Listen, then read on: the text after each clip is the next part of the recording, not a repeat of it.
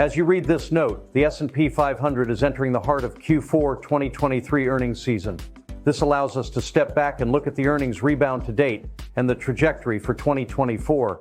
The earnings recovery is approaching its one-year anniversary. The year-over-year change in the S&P 500 hit its low point at a decline of 12.7% in the fourth quarter of 2022. As of the third quarter of 2023, the growth rate had rebounded nicely to a decline of 1.5%.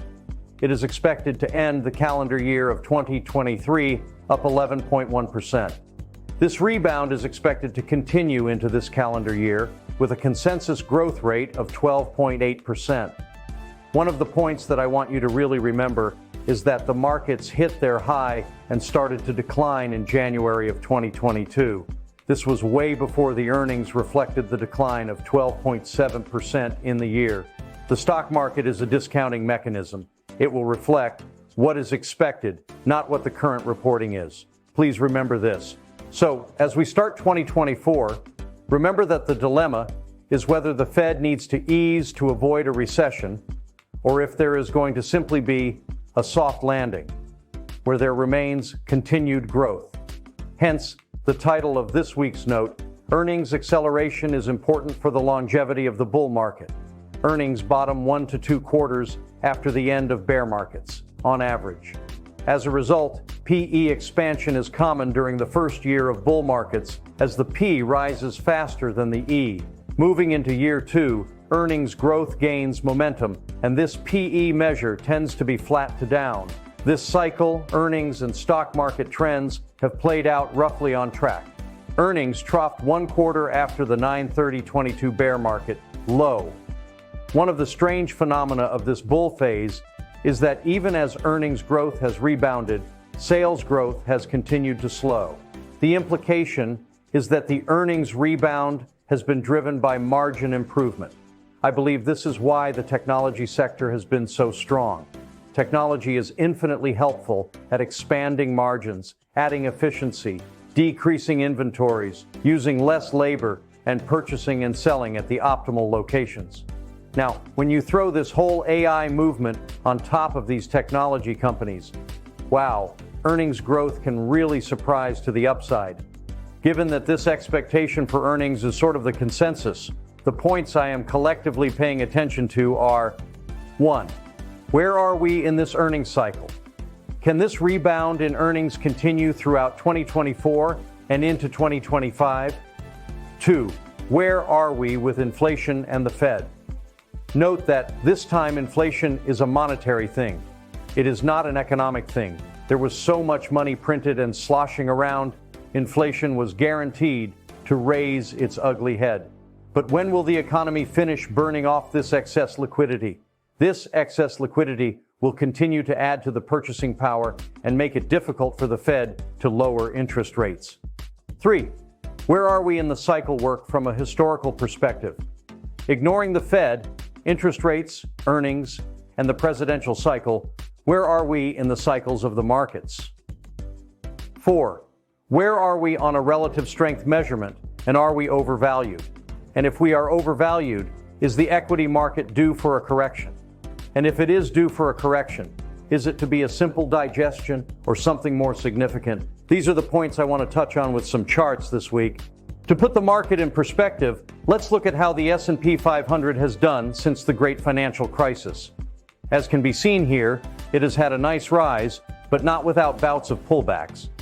As we started 2024, it started immediately feeling way different than the start of 2023. The first week was negative, and the first few weeks have recognized an exodus from the equity market. This can be for any number of reasons, but the fact is that it happened. Here is the comment from Goldman Sachs from this past weekend. Note that as of January 17th, there has been quite measurable amounts of money coming out of the equity market. Investor inflows continued to be negative for a third consecutive week, with about $1 billion in outflows, according to Goldman's data. This almost implied that investors had quickly soured on stocks in the first few weeks of 2024, bothered by the rise in interest rates and somewhat inflationary comments from some Fed governors. This chart shows this money leaving the markets, Note that the first 2 weeks of 2024, there was almost the same amount of money sucked out of equities that there was money put into equities in the last 3 weeks of 2023. These last 3 weeks of 2023 were very strong for the equity markets.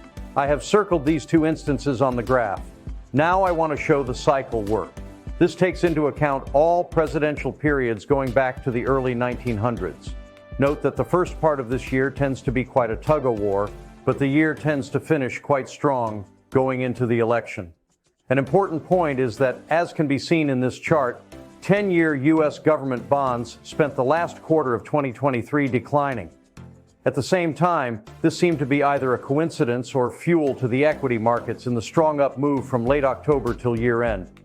Then rates stopped declining and made an about-face, right at the same time as the equity prices began the year selling off and money was being pulled out of stocks, as shown in Chart 3 earlier. This is really the quandary for the Fed today. Is inflation still too strong?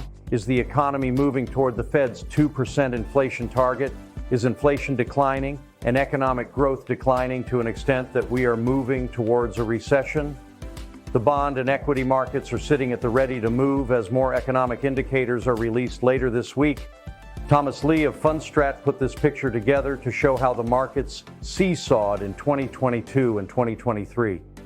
Note that there were bottoms as evidenced by the blue circles and the BTD, buy the dip notation, and profit taking at the high points as seen with the red circles and the EH notation.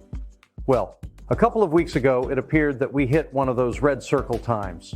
But just as the market spent the first 3 weeks on a pullback with money being removed from equities, all of the sudden in the last 3 days of last week, the markets caught their breath and moved to new highs to end the week.